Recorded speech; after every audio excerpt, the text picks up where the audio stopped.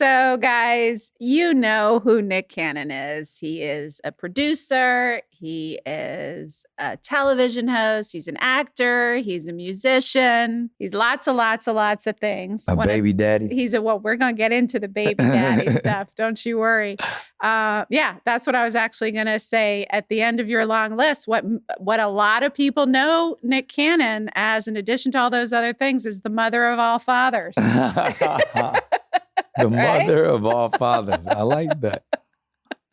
Because he is. He has a lot of babies with quite a few mamas. Over the past several years, it's been a huge area of interest for the media and for popular culture and for late night stand-up comedians and everyone else. So, and you and I have known each other. I don't know how many years we've known each other now. A few years now.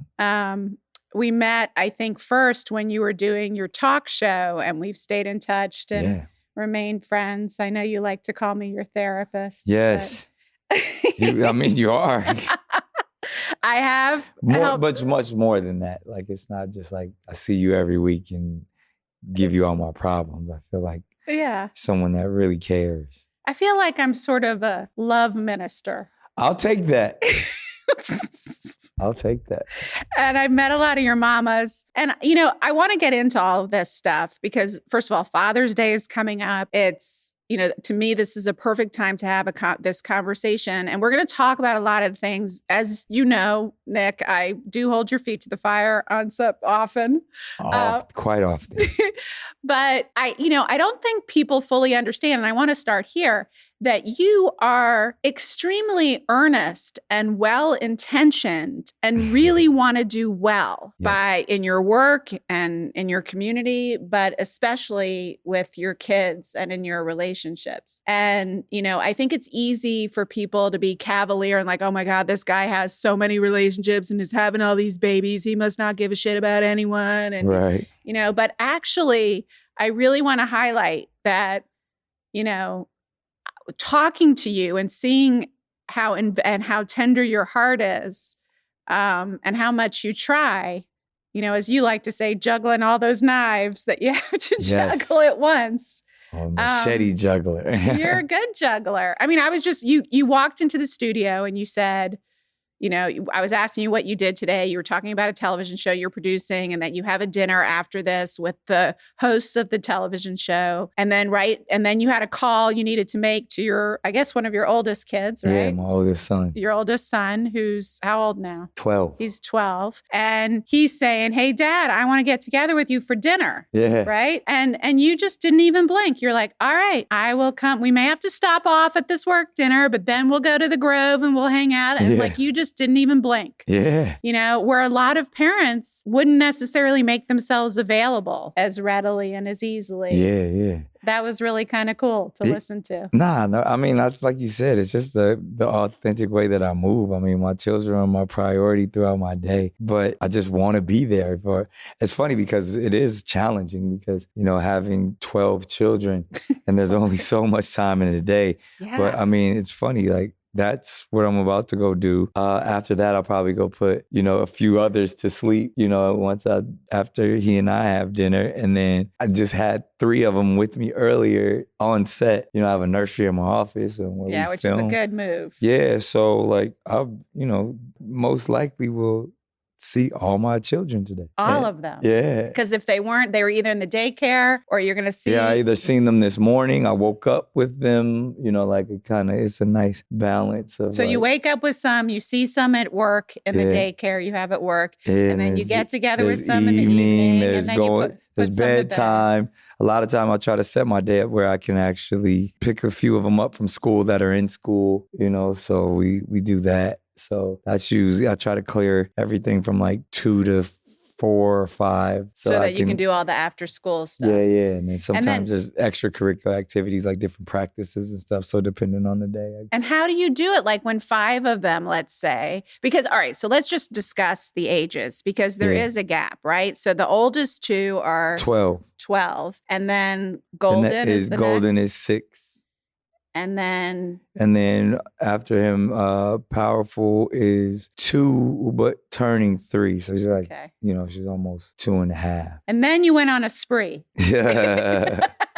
Yes. And how many do you have under 3? Like 9? But no, that's not 9 because what Or we got. 8? Yeah, 8. 8. Yeah, Okay. 8 under. And how many? And there are how many moms that you're? 6. 6. Yeah. But Mariah and you are just pure co-parents and friends. There's nothing. We have 2. And there's nothing romantic there. No. Okay. And then the other 5 baby mamas, are there romantic things with all of them? Not all of them. You know what I mean? It varies. It varies. It comes and goes. I've learned that, it's probably wiser to or not for certain, claim it. allow them to navigate as well as, push their narrative in which how they want to define us. Not define it for them. Yeah. That makes sense. But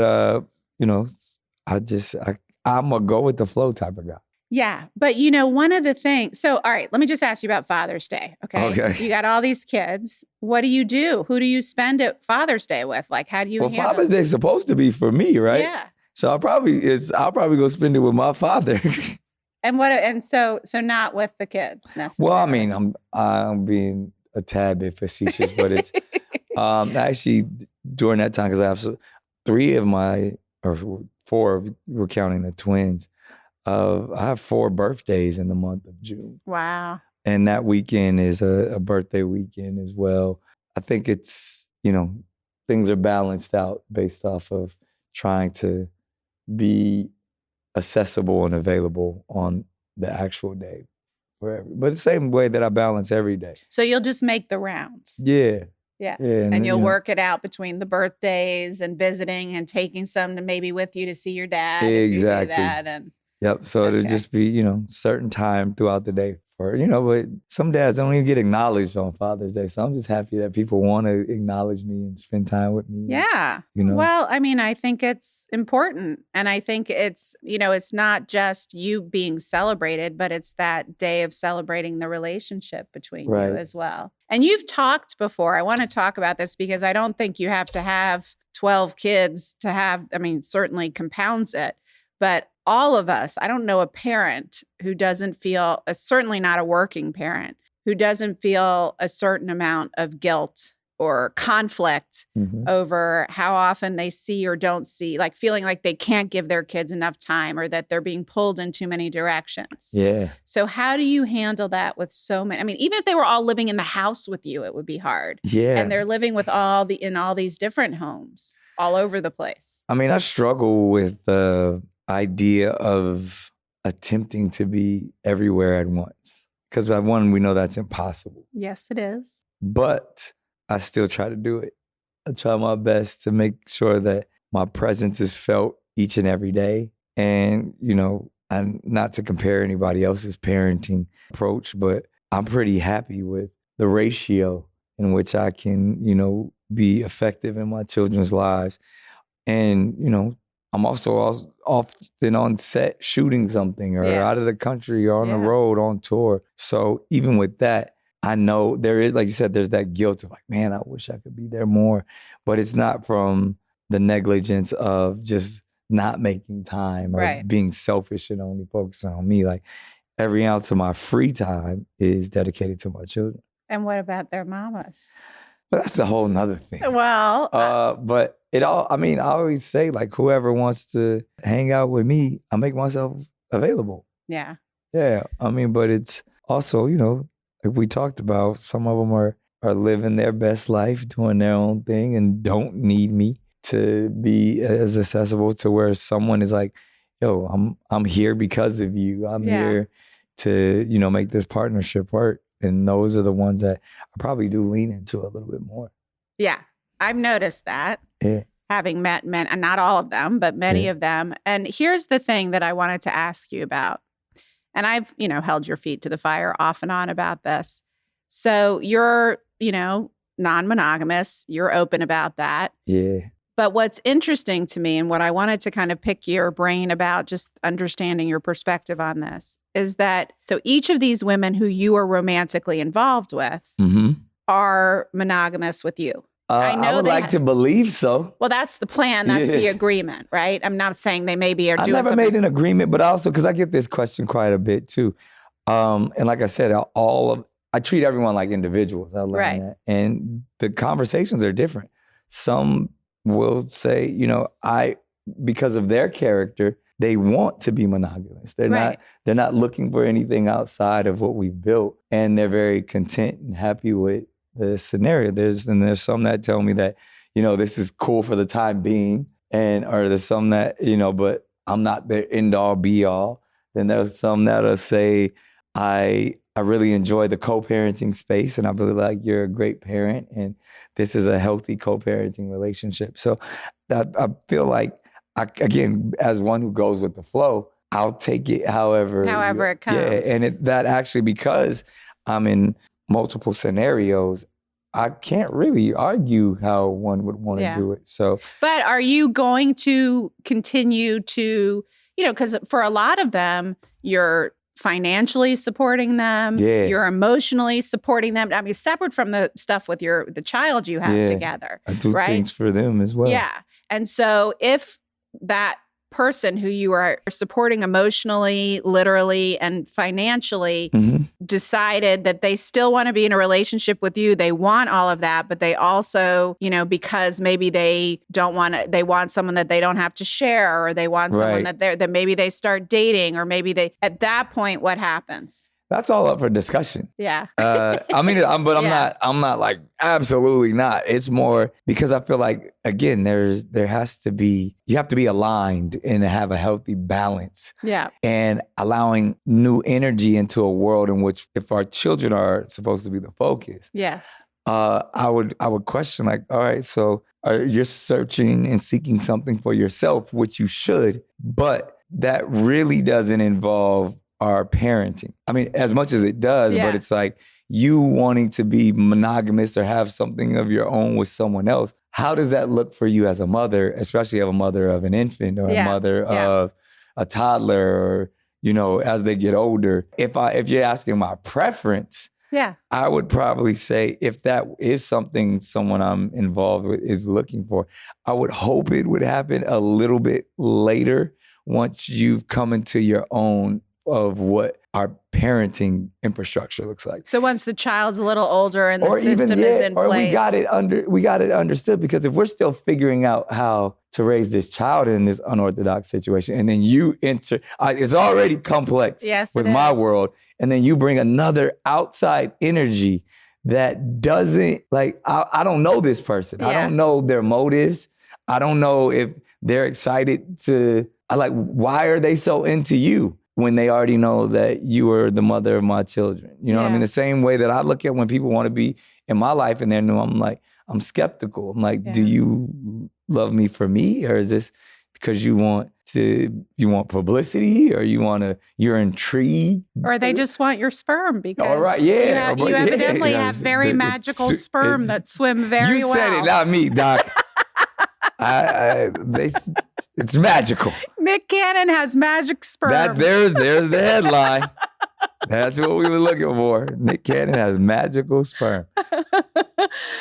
But that's the thing. That's where I get skeptical, because I barely trust myself. So I definitely don't trust another man. Yeah. So I'm like, why is he here? Yeah. Now, if you're just like, and that's like, if someone what if, the conversation is, oh, I just want to be promiscuous because, you're promiscuous and you out in these streets, I'm out in these streets. Right. That's another conversation. Yeah. And I'm like, all right, well, as a mother who's probably got primary custody of our children. Yeah. And, you going out 2-3 times a week, I'm gonna probably be a little concerned, just based off of, all right, well, then we need to figure out this exchange, because rightly so, you have every right to sow your wild oats and all of that. But then I would probably start questioning, all right, well, we got ourselves into this at a certain agreement, and now this is taking us in a different direction. So you kind of agree with them.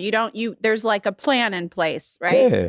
And I've noticed, because, a few of them that I've met were working before, or, had careers and doing things. And many of them, not all of them, but many of them stop working to have their baby. Right. As they should. I mean, And you need that time. And they're taking a year or whatever off to be with the baby, and you are supporting them during 100%. that time. And you also, I've noticed, support during that time. It seems like from our conversations, because I talked to you and them together, that, they're starting to like think, okay, if I could do anything, I maybe go back to school, maybe start a business, maybe, and you kind of help them develop their dreams and you set them up. I like that. Like, I mean, I think I'm a generator, and like people plug into me in every capacity, not just the mothers of my children. I mean, I am too, by the way.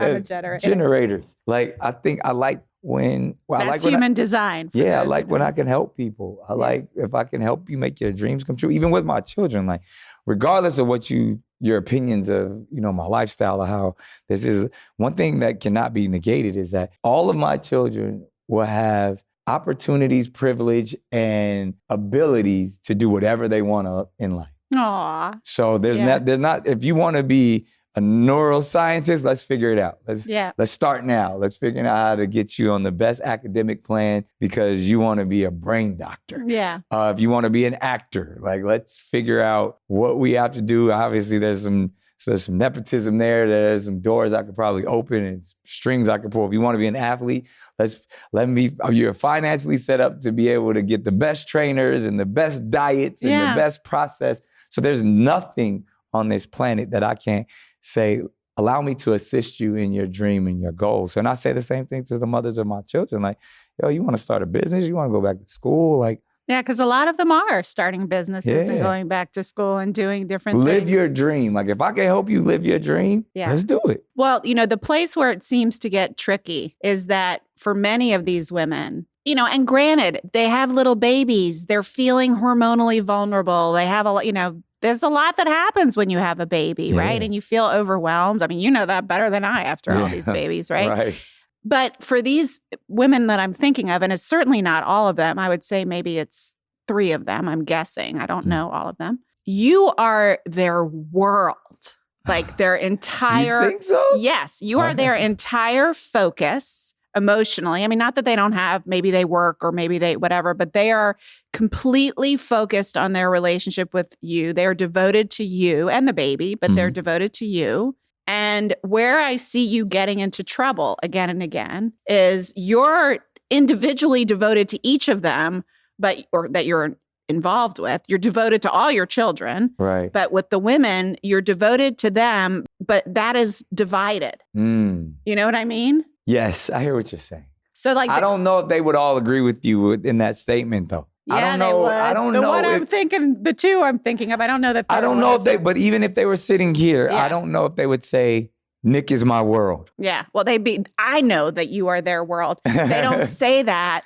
But they would probably say their children are their world, or, they have their own things. I think that might be even a tender spot. Yeah. Because I don't think anyone wants to admit that someone else is their world. Well, I don't mean their entire universe. I mean their romantic, emotional, like... Or like you said, I'm probably the only person that they're involved with. Yes. And they're totally and fully committed to that and give it all of their attention. There's a few that even call me their man. Yes. And they get flack for that. Yes. And, the world and social media, like, that ain't your man. He everybody's man. Yeah. Well, that's true. That's what I'm saying. You are not everybody's man, but you are They call me community dick, Doc. I don't like that term. But I am a man of the community. Community activist. One of them told me that you definitely dickmatize. Yeah. That's a term that you've introduced me to, dickmatize. And one of them says sometimes I have them dicklusional. I think you do. I mean, because you are really sweet and loving and attentive, but it gets tricky. Like, I've seen it. It gets tricky when one of them wants you. Right. Like, I need you right now. I'm feeling overwhelmed. I need my man. I want him to come cuddle me. I want him to come be with me. I want him to spend 24 hours with me. I want to go away on a vacation together. And we do those things. Right, but not when she needs it necessarily or wants it. Then that's interesting. And like you said, that's where it gets tricky. Because, and not to play anyone else's world or compare traditions.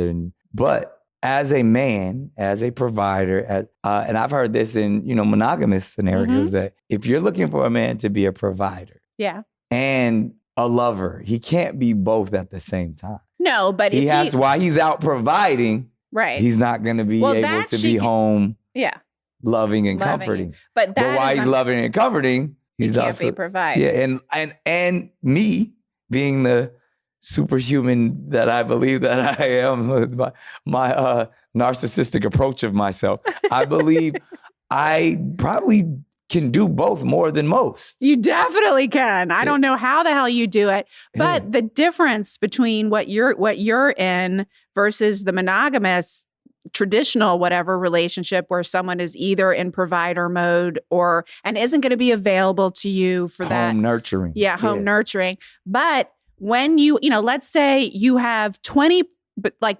kids come first, kids come first, then work. Yes. Okay. So now let's just pretend I'm making this number up. You have 20% of your week available for nurturing the women. Yes. And how does that break down? Well, that's where I see you get into trouble. No, that's where I do get into trouble in that space. Yeah. At no point did we say there's time for me. Right, which is also a huge issue. We've talked about that. My, sometimes I'll just disappear. Yeah. Because I'm like, I need to recharge. Yeah. If I'm the generator, I got to go recharge so everybody who's plugged into me sleep can maybe. Yeah, exactly. That's where I might at sometimes get irritable, and I get to my spaces. I'm trying my best. Yeah. And my best isn't enough. And then that's when it's like, well, see, that's where I think the agreement has to be clearer with personally. This is me. You know me. I'm always telling you my opinion. Right. But this is where I think the agreement needs to be clearer. And maybe you do make this clear and they're like, yeah, it'll be fine. But the reality of it isn't really fine, right? Like they think it'll be fine and it isn't. But like, I have heard you say that and I know for a fact you are doing your best. Right. I know you're doing your best. Yeah. But to these women, when they really need you and want you to just like, okay, it's fine to be non-monogamous. Okay, I get that you have all these other children and responsibilities and relationships, but I'm having a really hard time right now and I need you. And you are doing your best to be there for them, but because you have these other... I'm just spread so thin and and it's not even just because that's one thing I don't know if it's necessarily happened to where maybe during pregnancy times is where I've experienced it, to where I was needed at one space and I was actually with another, like I couldn't make it because this one needed. Yeah. And I don't believe that's happened, or that doesn't happen often. Right. One, I'd have to say, I have to commend and celebrate and salute them for being so understanding. They are so understanding. Because they don't have to be. Are they understanding? Yeah, they don't have to be. And usually, for whatever reason, it's God or whatever, I usually have enough time to cater to the needs. So like with, we're not going to mention any names or any details, but recently, you and I was talking with you and one of these wonderful, then by the way, guys, I mean, I'm sure you know this because you probably see the images, but every single one of these women are gorgeous, intelligent, like bright, accomplished, have everything going for them. Right? I mean, I know how to pick them, Doc. Yeah, you do. And they know how, I mean, they're picking your genes and you're picking theirs and you're making these babies, which I wanted to ask you about that too, but I'll put a pin in that. Mm-hmm. So we were talking to this with one of these women. My heart, like I was feeling her pain. Right. Because there was something going on, nothing serious, but kids get, you get these scares with them or these weird symptoms or whatever, right? And so one of the babies, or maybe I don't know how many babies you have together, but your baby together was having some health concerns. Yeah, and she was she needed you emotionally. She knew you were going to show up. And I was willing to be there physically. Yes. But I don't know if I was available at the level that she needed me. And you had to stop. She was focused on you coming over at let's make up a time. Going together. And going and to the helping together, because she needed opposed to meeting. Yes. At the appointment. And at the last minute, another baby needed something. Because another baby had a health concern and needed a prescription. Yeah. And so you, being the father, right? The kids come first. You went and you're like, okay, I could do both.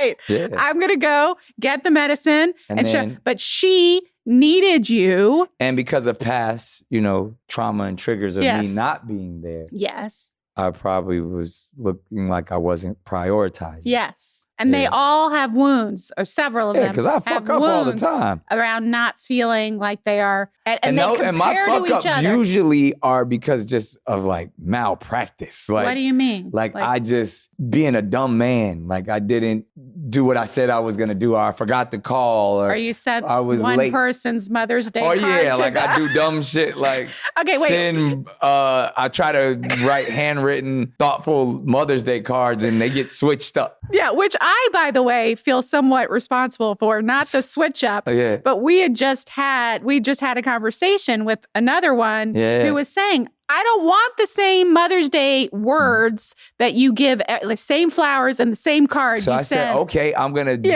individual, and look where it got me. Oh my God. Switched up the damn cards and sent one Mother's Day card to one. And then the fact that I talked about it was even more that was worse. gut-wrenching because it's like, oh, now I'm like a comedy bit on your morning radio show. Oh my God. She's not the comedy bit, but you are. I'm the comedy of errors. I'm the bumbling idiot.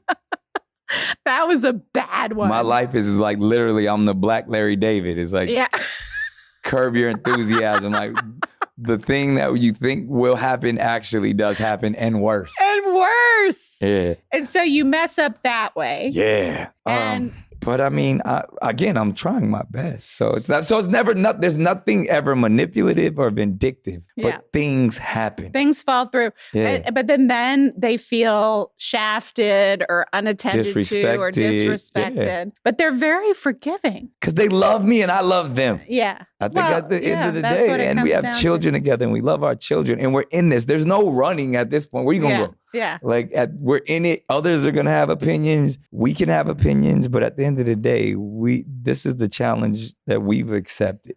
Okay, so I'm going to ask you something that I've always wanted to ask you, but I haven't had the balls to ask you. Really? Yeah. Which is strange. You ask me everything. I do. I ask you everything. But this is this feels like a question you haven't been asked before, but it's something I've always wondered about. Oh, man. All right. Hit me with it. Okay.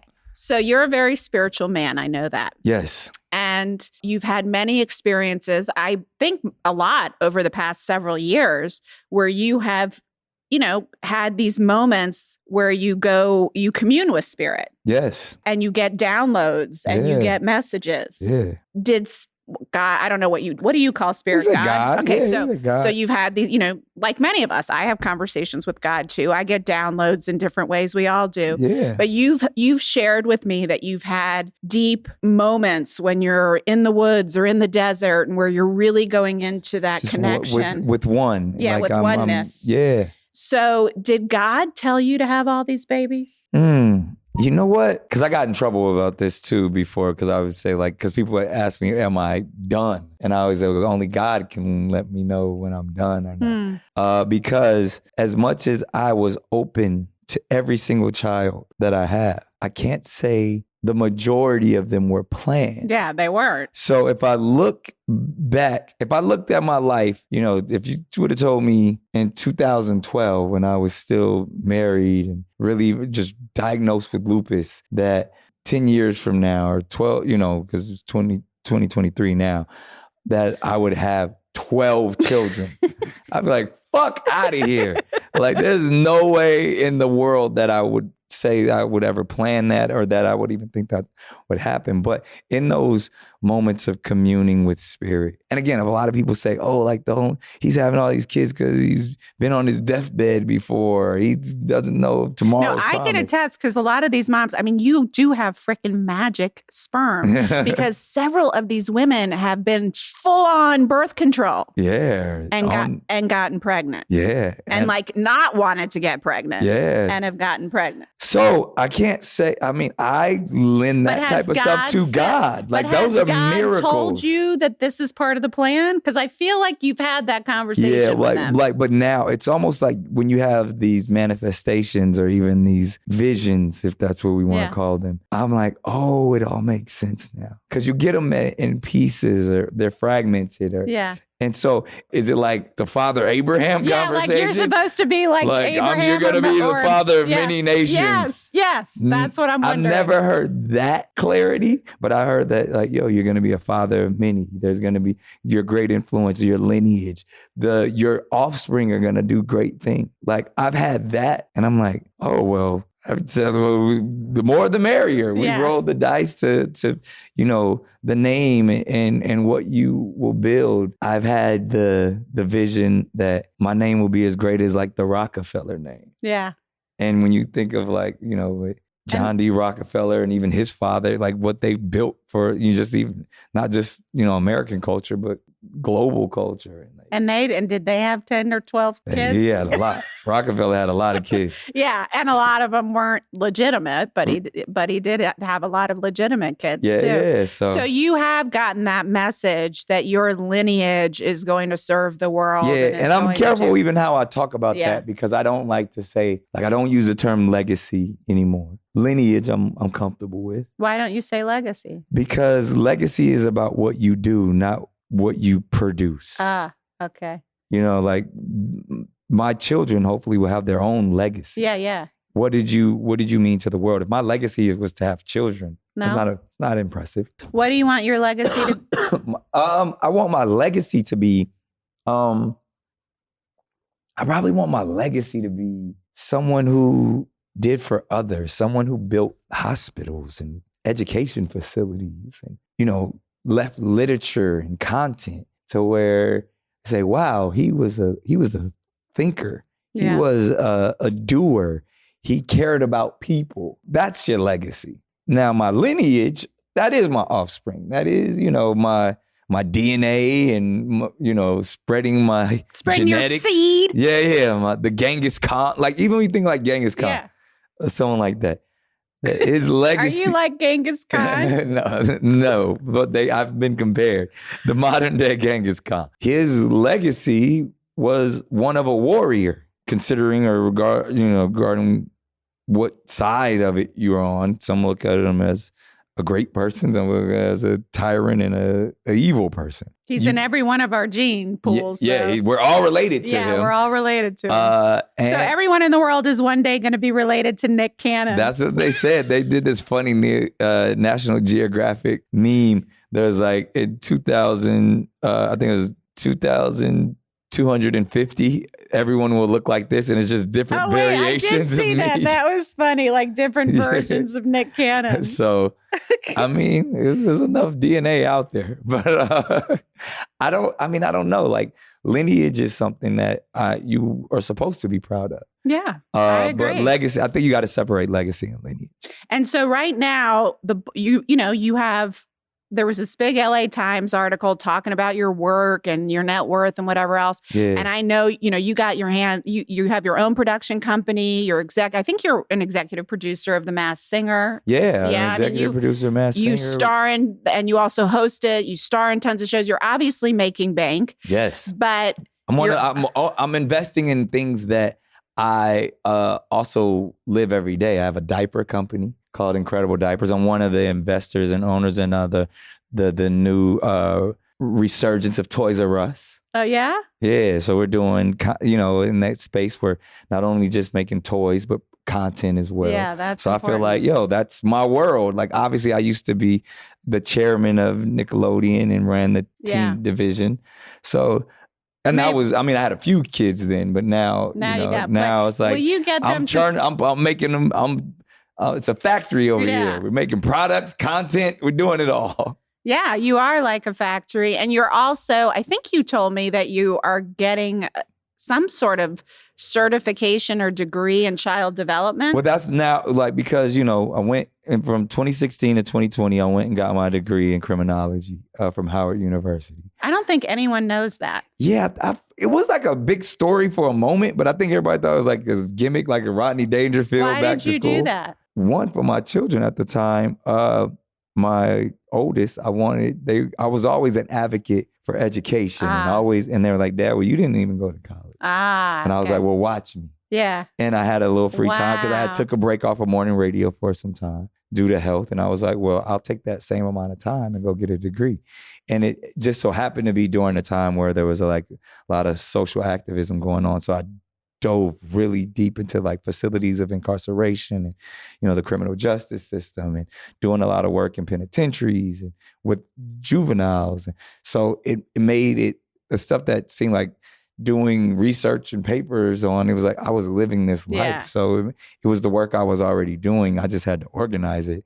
So that was interesting. And so now, in the same sense, I was already going to get a master's in psychology and a PhD in divinity, because religion is something I'm super intrigued by, and I was doing the work already. Yes, you are. So then I shifted, instead of just a master's in psychology, now it's more in child psychology, because this is that'll come in handy. Yeah. So, and because I'm in that conversation every day. Yeah. Like, the presence of a father, and how much are you going to be, and how much will they need you, and the Freudian aspect of like reverting back to your childhood, trauma or the lack thereof, and, nature versus nurture. Like, these are conversations I have several times every single day. With who? Like with naysayers or with the mamas? Not naysayers, but I'm living that. Yeah, you are. Like whether in, therapy of my own, or even just like wanting to make sure that every single child has what they need developmentally. And emotionally. And even, I'm studying the brain, and at what point does sensory matter, and experience, This is what I mean, guys. He really is, you're very thoughtful and well-intentioned. Like core memories, and establishing those, and, things that may seem to be over the top, but, time that like, okay, you'll never forget that experience, and traveling the world with my children. How many languages can they speak? And spirituality, like all of these things matter. And so how are you going to, because, one of the things you've shared with me many times, and I know you're pretty, you would, in your dream world, regardless of whether you're romantically involved or not romantically involved with the mothers, all your children will know each other. All your children will come together. They're all canons. You'll all, go on trips together or go on outings together.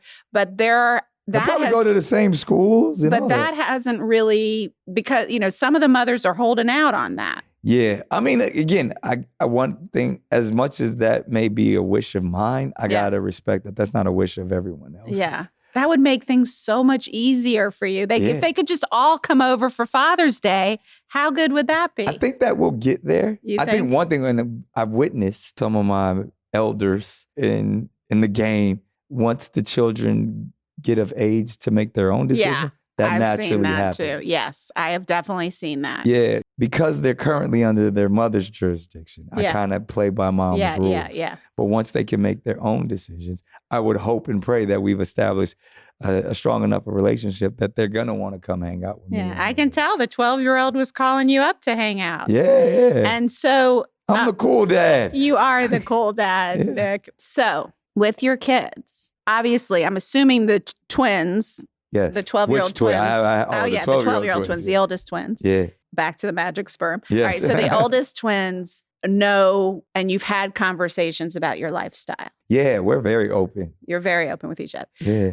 Do any of the other kids, have you had, I mean, obviously many of them are too young, but I think right now is the time to start having, and this is, this has been a family debate about when to have the full and honest discussion with the 6-year-old. And how are you going to? He's genius. Yeah, he is smart. How are you going to tell him? How would you want to tell him if you were to have that conversation with him? What would you say? I think because I think he's kind of already figured it out. Yeah. I mean, he knows he has other siblings, even within his own household. He's not an only child. And then, he knows about his older siblings, and he's been around the young. He's been around them. Yeah, just no one talks about it. Yeah, nobody's like, it hasn't happened like, this is your brother or your sister yet.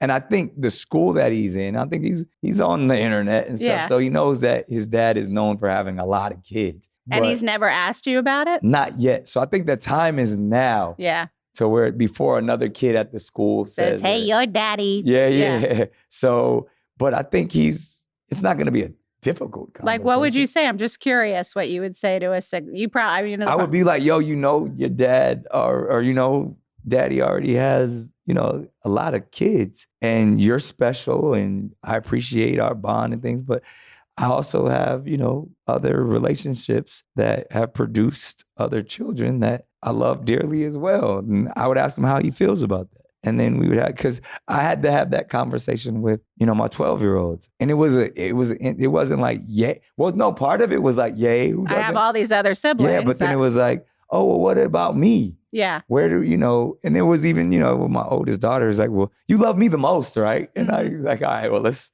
have that conversation. You are my firstborn, so you are unique and you find something that you can have. That's just theirs. Just theirs. Yeah. I think every child wants that. Yeah. But I also believe there's probably going to be some feelings that they may not even share with me right away. They're like, man, I wish I was this, or I wish I would have had a different scenario or a different upbringing. So, and when those things are brought up, we deal with them. Yeah. And by the way, you could not have 12 kids and you're going to have those, if you have 2 kids in a monogamous relationship, take it from me, they will share lots of ways in which you've screwed them up regardless. Yeah. So, and that's one thing that I've understood. By no means do I sit here and on tape or audio or in front of cameras and act like I got it all figured out.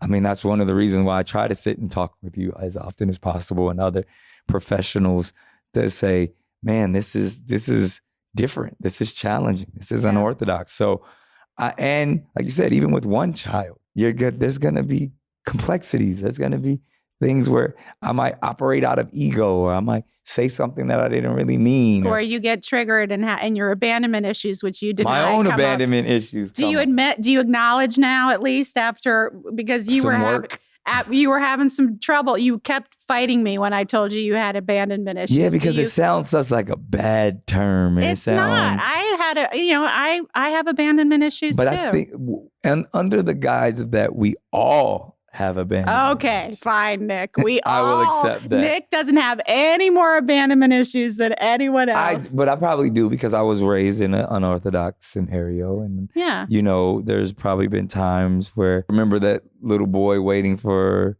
daddy or mommy. Aww. Or, being, what do they call when you're moved around a lot? Not a latchkey kid, but like a kid that was moved around quite a bit. So I learned how to love in the moment and compartmentalize my love. And there was probably, as a kid, big disappointments that, even at the time, my parents or grandparents weren't aware of. But it was just like, oh man, I really wanted that. I was really hoping this happened. Or, oh, how much would I have loved to see both of my parents and but also all the times growing up events or in a household together. But all the times they said they were going to show up and didn't show up. Or times that happens. I mean, right. and sometimes, and that's where I said I have to accept that I'm not going to be able to be at every single baseball game. But or if every you say you're going to be there, there, you got to show up. Yes. 99% of the time. And if you don't show up, you have to have a really good reason. And you have to be able to articulate that to your children, why you weren't able to make it. Yeah, and make it up to them somehow. Yes. So there's going to be a lot of that in my life. Yeah. Well, and hopefully, as long as I put up the effort and don't become negligent, then we should be fine. Long as they know that daddy is trying his best and operating out of love all the time. I think the kids will be totally fine with that. The ones that struggle are some of the mamas. And when I see you that's their parents' problem, not mine. Well, I didn't make them that way. No, but you do have to deal with it. Yeah. And I do see that the times that you get triggered into, getting angry or feeling frustrated or wanting to go and just because I run. Yeah, you run. That's what you do. I just leave. I'm a runner. I'm a track star. I try to avoid conflict at all times. And then I go be by myself. Yeah, and you get really, really, so it's back to you. This is your Nick Cannon is doing his best, right? Yes. That's what you really need understood. And what I see is when your best isn't good enough. Well, then forget it. Yeah. Then you which then of course makes everything worse. I evacuate. Yes. Because then until I talk to you, and then you say you got to go home. You have to deal with this. Don't run from the problem. Deal with it. Yes. And then it always gets better, right? Yeah, it does. But it's when you run. But my instinct is to it's I don't want to deal with this. And it really hurts you. Yeah. You're not doing it out of screw. I mean, you act like that. Right. You act like screw this. But I feel But their you're pain. really I'm hurt. empathetic to what they're like. Yeah. I don't want to see them hurt. I don't want to hurt. And you're the reason they're hurt. Yeah. So then I'm blaming myself and I get down on myself. Aw, boo-boo. That's what happens. Excuse me. So I think it's really interesting because in many ways, a lot of men would father 12 children, maybe not having relationships, maybe even while in a monogamous relationship. Right. On in the our, side. Yeah, on the side. Secrecy. In secrecy. All these, secret babies. And that happens every single day. I think there are thousands upon thousands upon thousands of men out there with 12 children. We just know about 2 of them. Right.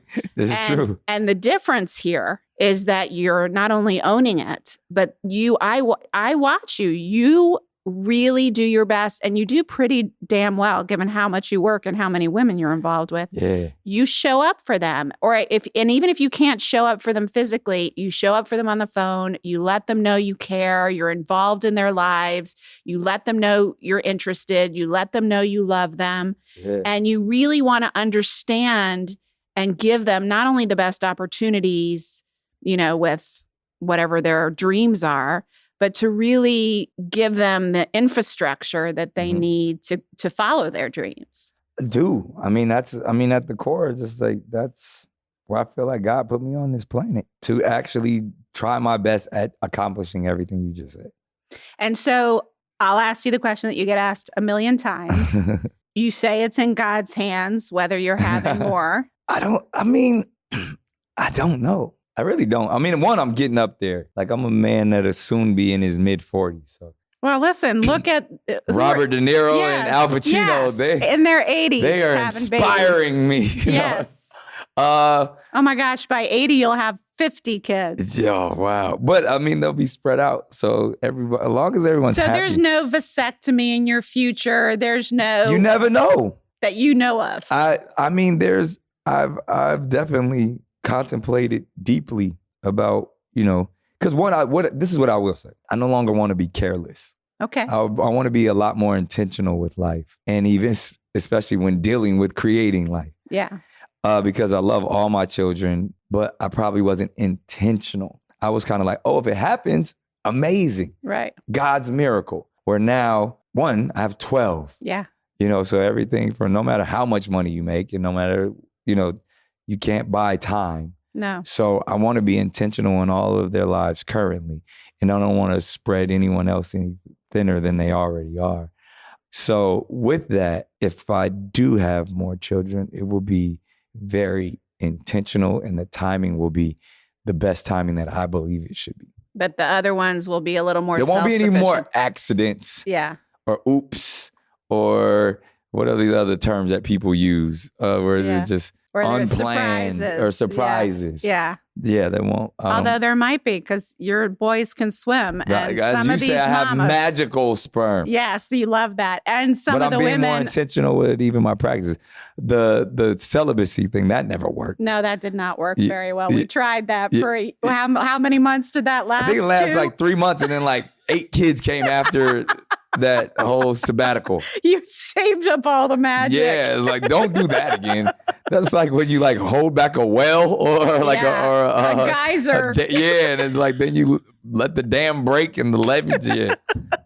No more celibacy, Nick. Yeah, that doesn't work. But one of the things that, this is a theme of this whole conversation and all of our conversations, and it's actually a change I've noticed over the years, because you didn't used to be this way or as much, not as much this way.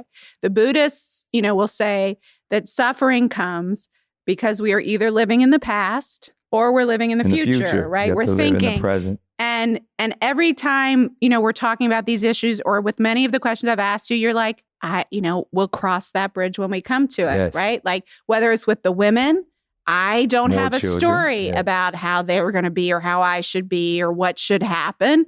We're just going to roll with it. We're going to see what happens and we're going to deal with it when we come. With the children, we're going to deal with it when we come. And I think that is the healthiest way to keep your peace and And it's the only thing that's real. I mean, I always say that the only thing that's real is this right now moment. Yeah. Because everything in the past, we're making shit up and we have no idea what's going to happen 5 minutes from now. Yeah. So the only thing that's real is right now. So let me just end with this question then, because I know you have you're going to be a Rockefeller, right? Yes. So the Canon name will live on. The Canon name will live on forever. So you have tons. I mean, I've taught you, you tell me you have a million ideas. Yes. How do you balance living in the present? Mm-hmm. Because I was telling you, I really see in your future a ministry of sort.